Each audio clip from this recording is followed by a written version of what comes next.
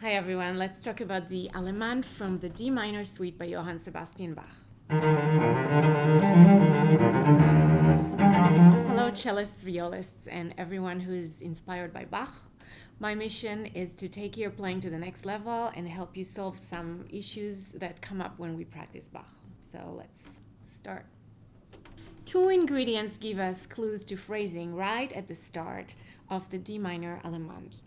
Slurs over pairs of notes in bar 1, so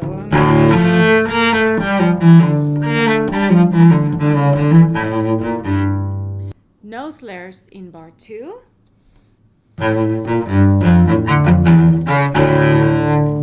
small intervals in bar 1,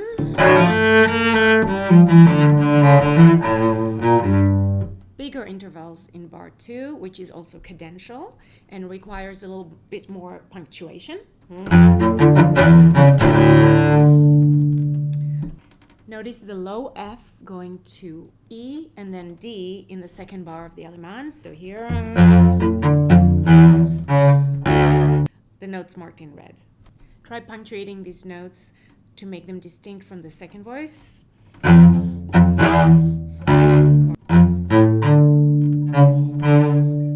put them together. Let's compare the material in bar 1 to what's happening in bar 3. And here,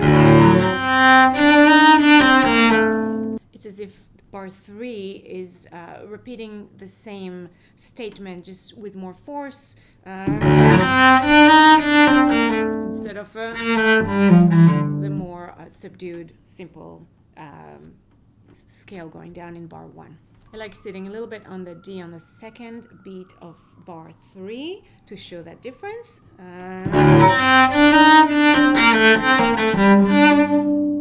Also, I like rolling my chord in bar 3.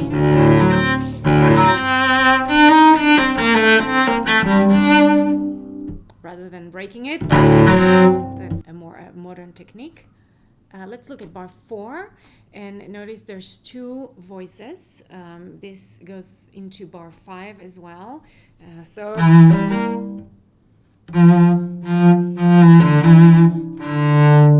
voice in red and then the top.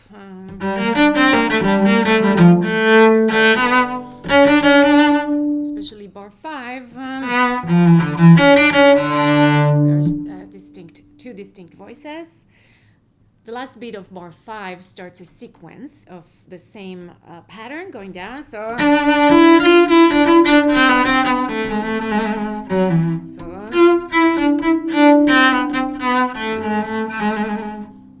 The same gesture that we heard in bar 1 and bar 3, this also repeats in the middle of bar 10.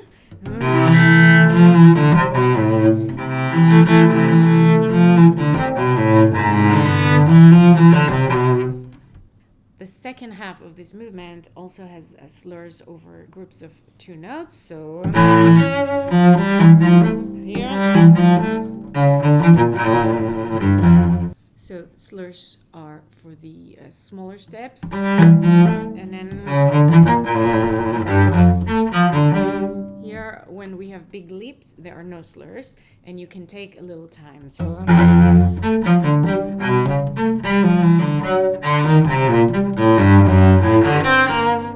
I also marked in red the voice I think of as the lower voice and try to differentiate between the green voice and the red voice.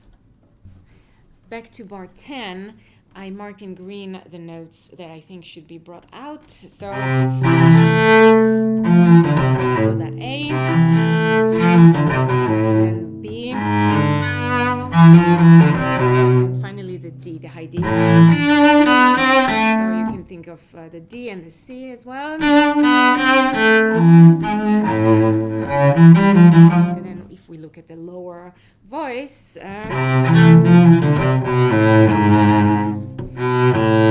so there's two things going on here, at least.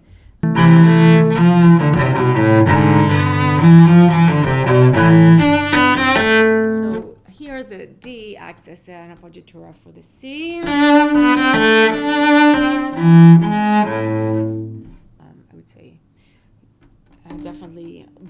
D out.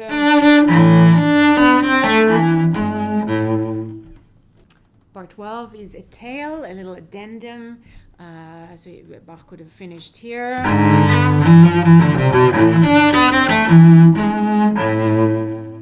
But he didn't. He added another extra bar.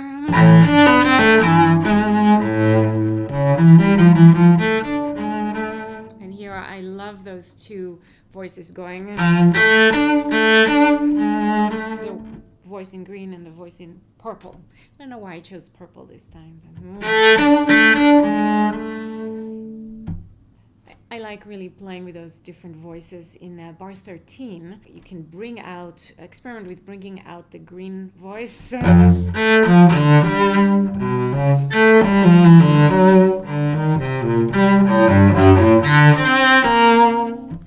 Notice the F sharp, which is the last beat of bar 14, going to the G, first beat of bar 15.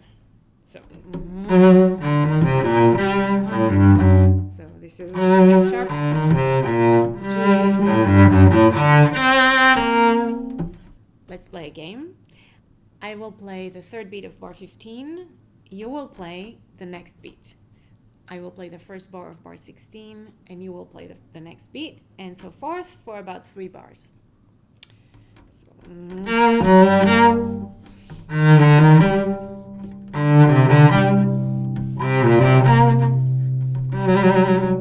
and now we will reverse. You will start in the middle of bar 15, third beat.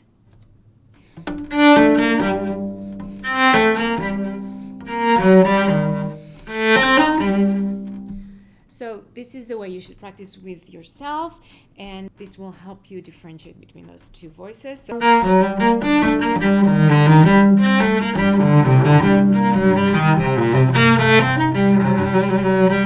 another thing to notice is that the musical sentence starts on the last beat of measure 14. I will start playing from the beginning of that measure.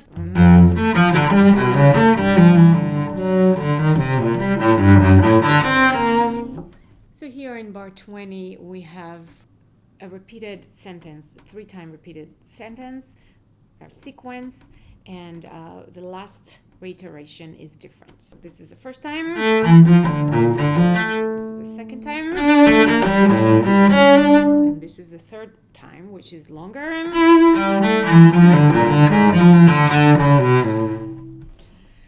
You will notice also that I've added a little blue mark for breath, and I think the music asks for it, and this breath is in bar 20 between the first and second beats. So if we start a little earlier,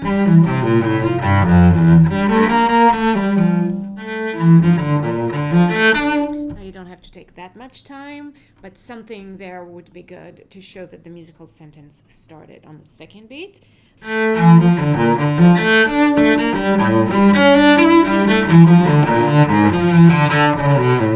here again, I think music calls for a little time before we go on,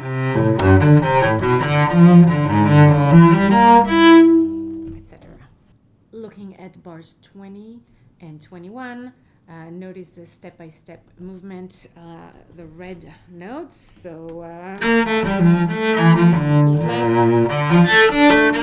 A, and G sharp. I wanted to quote a book that I often quote from on my series. This is a book by Winold called the Bach Cello Suites. And he points out to the Sigh motif in bars 1, 3, 4, 10, and 19 of this Allemande. Sigh motif is a 2-note descending, stepwise figure that often has a dissonance. Dissonance can be an accented passing tone or appoggiatura or suspension. So these are all sigh gestures. Bach uses sigh motifs prominently in his organ chorale, O Lamb of God, and O Innocent Lamb of God, BWV 618.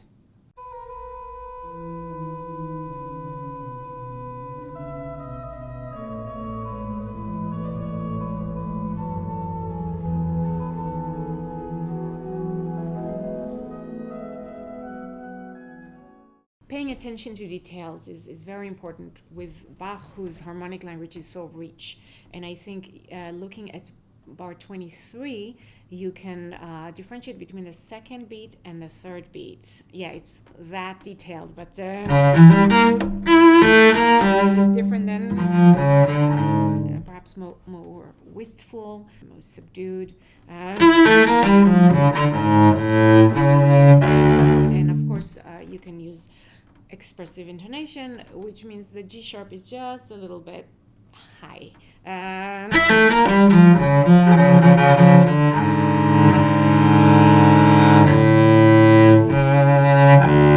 So to feel that harmony better. And try perhaps playing off string.